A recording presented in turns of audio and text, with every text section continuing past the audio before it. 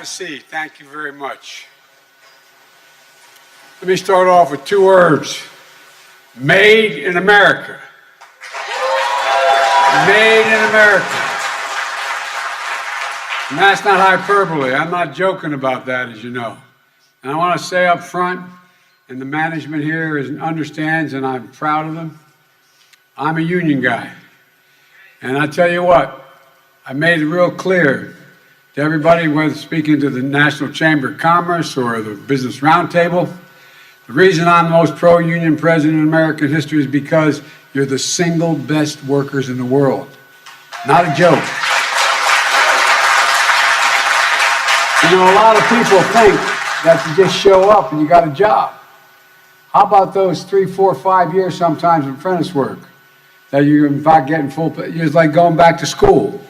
And so what I've seen happen now is they're figuring out, everybody's figuring out that the supply chain and only on-time purchases is a big problem. Now we're figuring it out. If it's made in America, we're going to invent it in America, it's made in America. And so look, I want to thank you, Sam, for that introduction. Thank you, Mayor Keller, for welcoming us to your city and for getting your two kids you got to get dressed on a Friday to come and see me. I hope they'll forgive me for that. And it's great to be with Congressman David Trone, who's always working for the working people of this district on mental health and addiction and support of our veterans and modernizing our infrastructure, like expanding I-81, which is going to be expanded because of him.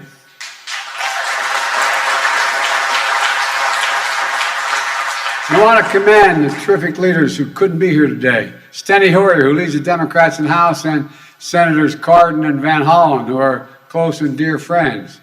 And look, I want to thank Donna Edwards of Maryland State Federation of Labor and all the proud members of the United Auto Workers here today. This is National Manufacturing Day, and this is starting to mean something again. National Manufacturing Day, when we celebrate workers. We're the backbone of the economy of this country, not a joke.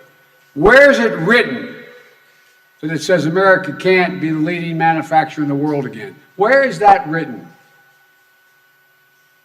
I'm here at this Volvo plant to thank the workers and management for building heavy-duty engines, transmissions, axles for trucks and buses, and parts of electric vehicles of the future. And like the United Steelworkers at the cement plant here in Hagerstown, we're manufacturing cleaner cement for our nation's roads and highways. People don't even realize how much cement, the way it's made, causes environmental problems. The older, dirty cement accounts for 7% of global emissions. Well, guess what? Clean cement makes a gigantic difference. And like all the workers I met yesterday at the IBM plant in Poughkeepsie, New York, where they're investing $20 billion in manufacturing advanced quantum computers here in the United States again, here in the United States. And the workers in Syracuse, where the company Micron is investing $100 billion to manufacture computer chips, the biggest investment of its kind in America, biggest investment ever in the world. And we all know it's been 4 or 5 years in this country, the last 4 or 5, a lot of things have been tough for people. A lot of things have been tough, and they're still tough for many. There's also a bright spot where America is reasserting its power, where Americans are reasserting themselves. Where is it written, as I said, that America can't lead the world in manufacturing again? We've already created over 628 or 38,000 manufacturing jobs just since I've been president, because we're making it happen right here in America. Companies are investing in America, and we're all making sure government delivers. The infrastructure law, the CHIPS and Science Act. I don't know about you, but as my dad used to say, people just are worrying about putting 3 squares on the table every day and not having to deal with all the politics that are going on and so who should know the names of these pieces of legislation. But we made historic government investment in America and spurring incredible private sector investment in America. If I could divert for just a second, we had a piece of legislation led by your congressman that in fact says that we're going to invest $368 billion in dealing with the environment. Well, the major article in a major publication yesterday from the industry. That's generating $1.7 billion in investment. Because guess what? We give a tax credit to somebody, and guess what? Companies want to build that product because it's going $1.7 billion, meaning literally hundreds of thousands of new jobs. Not a joke. Not a joke. All across America, we're proving Made in America isn't just a slogan, it's a reality. We're proving that our best days are ahead of us, not behind us. Just look at today's jobs report. Our economy created 263,000 jobs last month. That's 10 million jobs since I've come into office. That's the fastest job growth at any point of any president in all American history. Historic progress. The unemployment rate remains at a historic low, 3.5% unemployment. That includes the lowest unemployment among Hispanic Americans ever in the history of this country, the second lowest employment among black teenagers ever. And this recovery has been the fastest increase of people re-entering the workforce of any modern economic recovery. But there's something else. Our job market continues to show resilience as we navigate through this economic transition we're in. For some time, I've been saying that what we need to do in this transition, we have to move from historically strong economic recovery to a more steady, stable recovery. We need to bring inflation down without giving up all the historic economic progress that working class and middle class people have made. And that's exactly what we're seeing. Over the past 4 months, we've created an average of 350,000 jobs a month. That's down from the 450,000 jobs a month prior to the prior 4 months, and down from the 600,000 jobs a month to the 4 months before that. The pace of job growth is cooling while still powering our recovery forward. Wage growth for workers remains solid, down from historic high pace months ago, but still growing for workers who deserve a raise. And this is the progress we need to see. In the short term, the transition to a more stable growth that continues to deliver for workers and families while bringing inflation down. In the long term, the economy built on a firmer foundation. We still have a lot of work to do, but we're building a different economy than before. A better one, a stronger one. Not trickle-down economy. That never helped my family very much in Claymont, trickle down.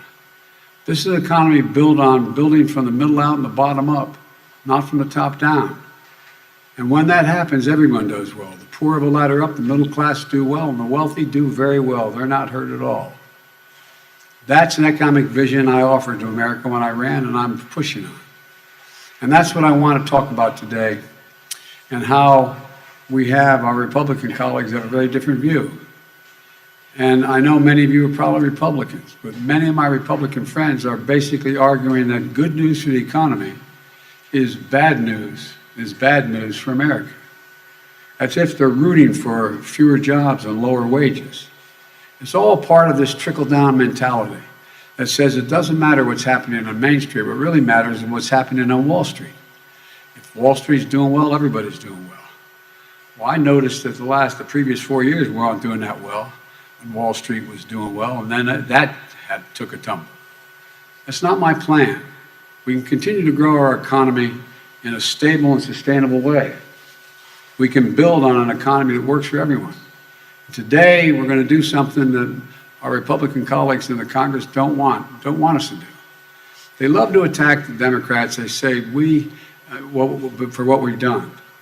But they really don't want to see what their plan is. I doubt any of you can tell me what the Republican re-election plan is this time out. What's their platform if they take control of Congress? Let's start with inflation. Let me tell you how I think about it.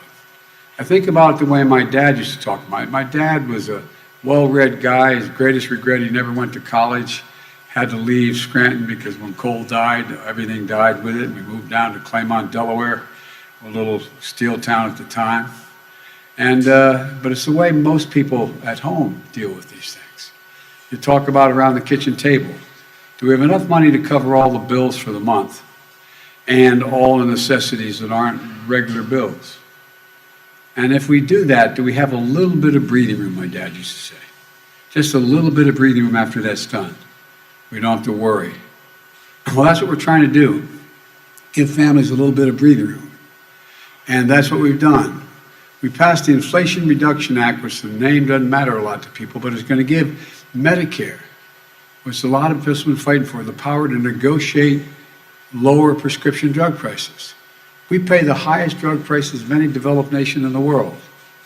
It's going to limit out-of-pocket costs for people on Medicare, no matter what their drug. As you know, some who have cancer, their drug costs are $14,000, $15,000 a year, literally, for the drugs they need.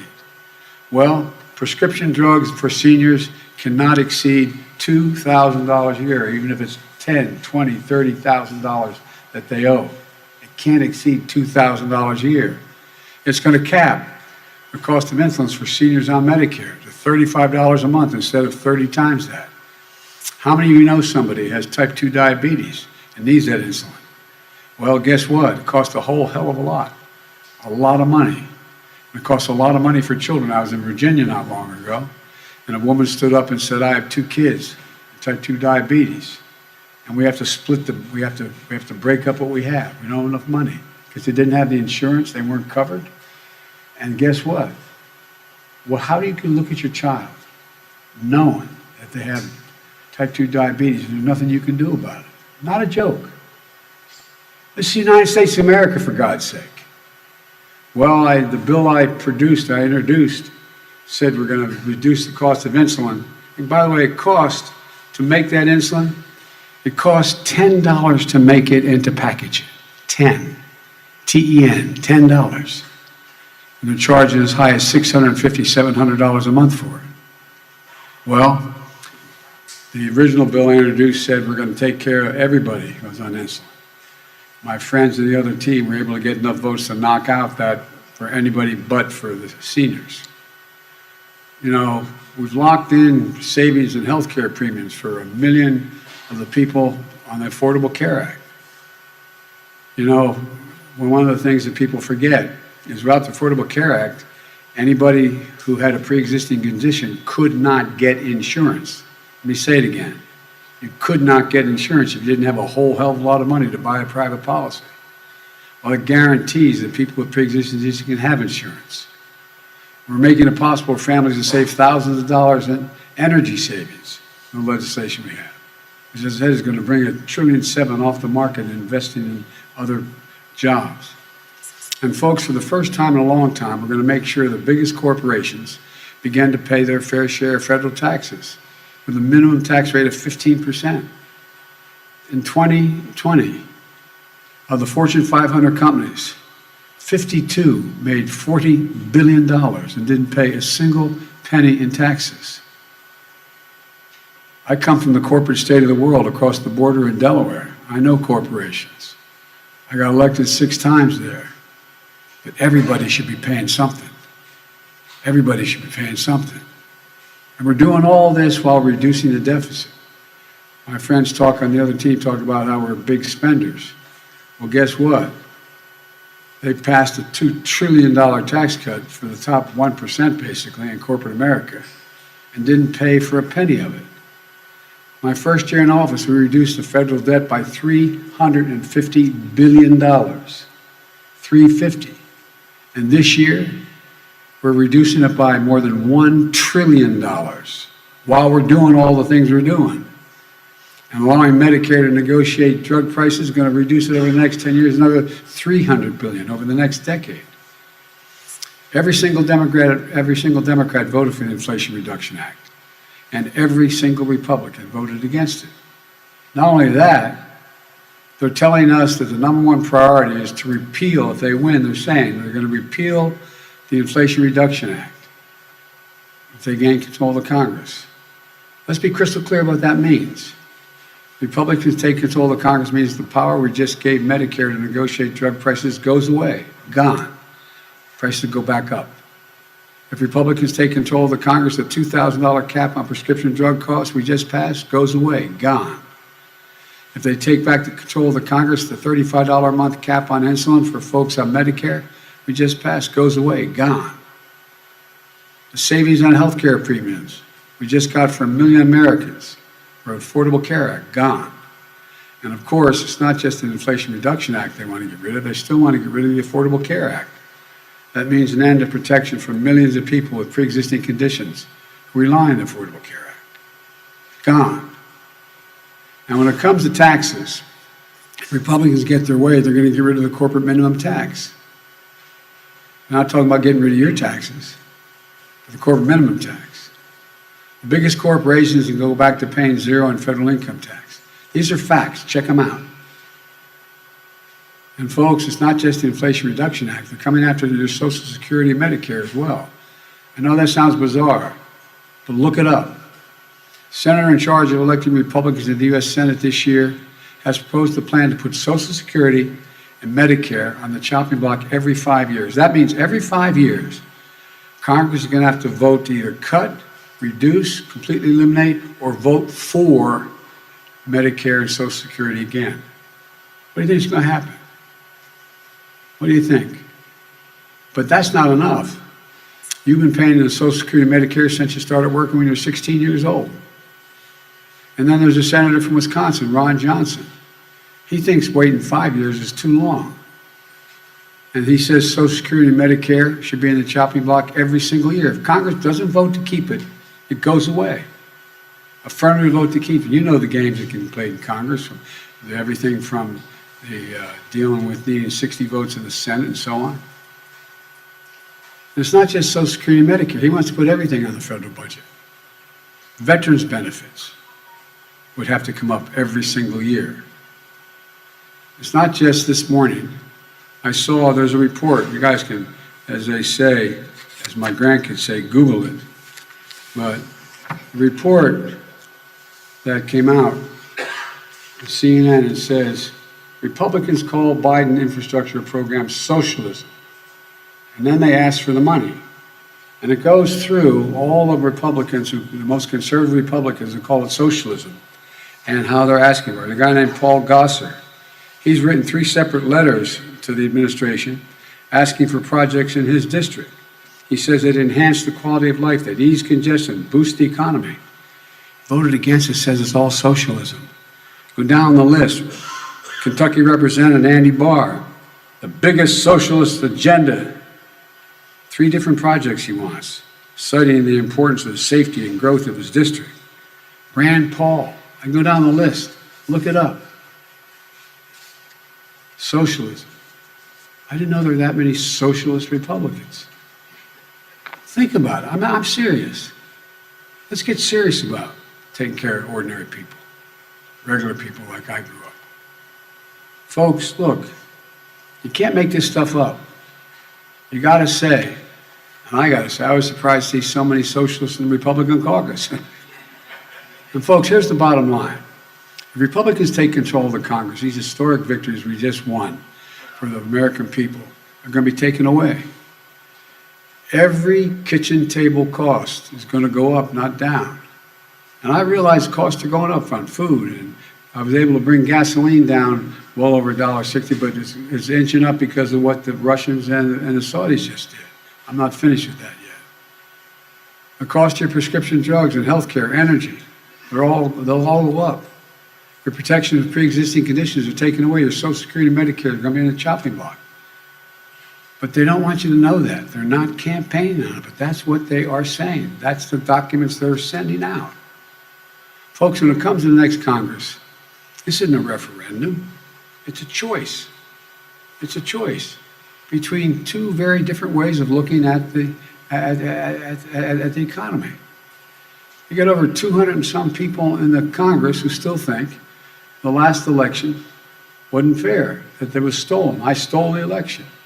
Even though every major Republican judge in the Supreme Court said, no, there's no evidence of any of that. None.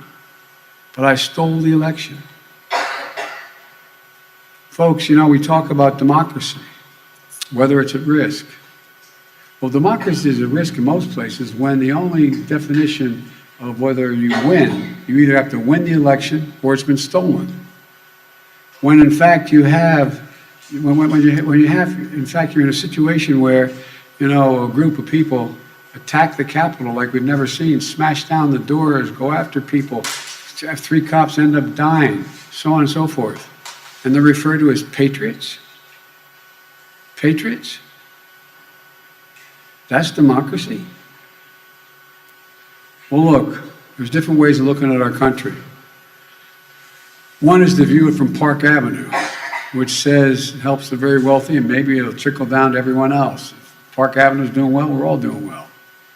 The other view is from Scranton, Pennsylvania, where I grew up, or view it here in Hagerstown. The belief that the backbone of America, the people who get up every single morning and go to work and break their necks at making a living, the working class and the middle class, that's who built this country.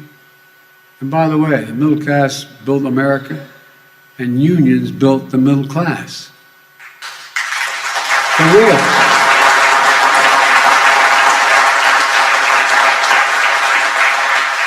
And folks, that's who our economy should work for. Let me close with this. The last few years, we've faced some of the most difficult challenges in our history. We're making real progress, helping folks just a little bit more and giving them a little bit more breathing room. We just have to keep going, and I know we can. For everything we've been through, I've never been more optimistic about America's prospects in my entire career, my word. I've never been more optimistic. Just remember who in hell we are. We're the United States of America. There's nothing we've ever set our mind to we've not been able to do. Nothing. And folks, nothing's beyond the capacity if we work together. And so that's my hope, that after this election, there'll be a little return to sanity. We'll stop this bitterness that exists between the parties and have people working together. Because I tell you what, we can own the 21st century. Not a joke. We can own. There's not a single other nation in the world, not a single other nation in the world is well positioned as the United States of America is. It's because of you all. Thank you very much. May God bless you all. May God protect our troops. Thank you, thank you, thank you. Thanks.